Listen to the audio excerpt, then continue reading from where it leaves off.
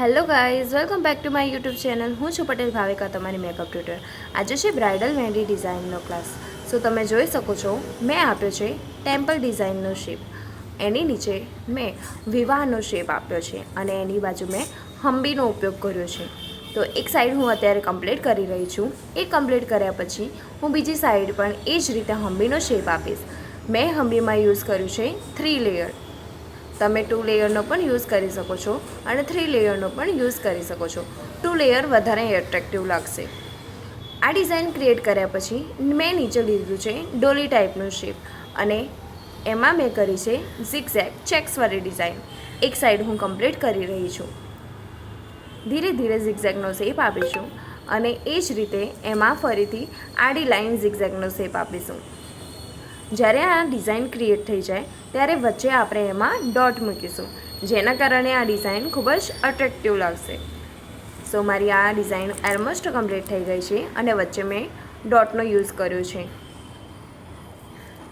જેથી ડિઝાઇન વધારે બોલ્ડ લાગશે. હથેળીમાં મેં યુઝ કર્યું છે પીકોક ફિગર.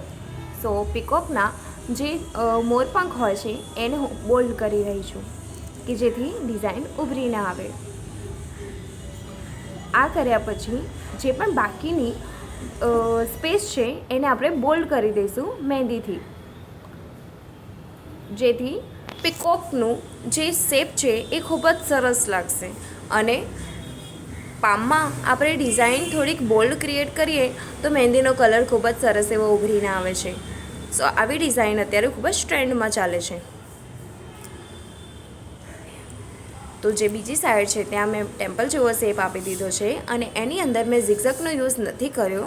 એમાં મેં ડિફરન્ટ ડિઝાઇન કરી છે અને જો તમારે એમાં શેડિંગ કરવું હોય તો તમે એમાં શેડિંગ પણ કરી શકો છો. શેડિંગ કર્યા પછી પણ એ ડિઝાઇન ખૂબ જ અટ્રેક્ટિવ લાગે છે. સો મેં અહીંયા લાઇન ક્રિએટ કરી લીધી છે અને એના ઉપર હંબી કરી રહી છું.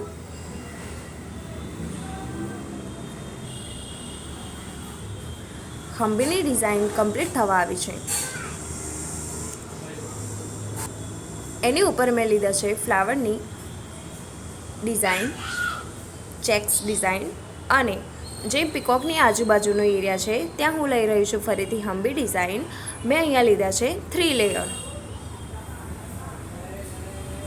એક સાઈડ મેં એ ડિઝાઇન કમ્પ્લીટ કરી દીધી છે.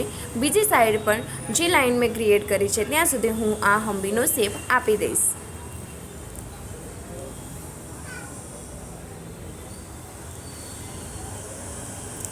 ડિઝાઇન આપણે બોલ્ડ કરીએ જેનાથી લુક ખૂબ જ સરસ ઉભરીને જ આવશે. અને પામમાં આપણે જે પણ ડિઝાઇન ક્રિએટ કરીએ એનું ધ્યાન રાખીશું કે બોલ્ડ કરીશું તો ડિઝાઇન ખૂબ જ વધારે અટ્રેક્ટિવ લાગશે અને જ્યારે એનો રંગ આવશે ત્યારે ક્લાયન્ટ પણ ખુશ થઈ જશે. સો આ છે મારો ફાઇનલ લુક આખી મહેંદીનો, જેની અંદર મેં પીકોકનો શેપ આપ્યો છે પામમાં. શુભ વિવાહ માટે જે આપણે ગઠબંધન કરીએ છીએ એનો, અને ટેમ્પલનો શેપ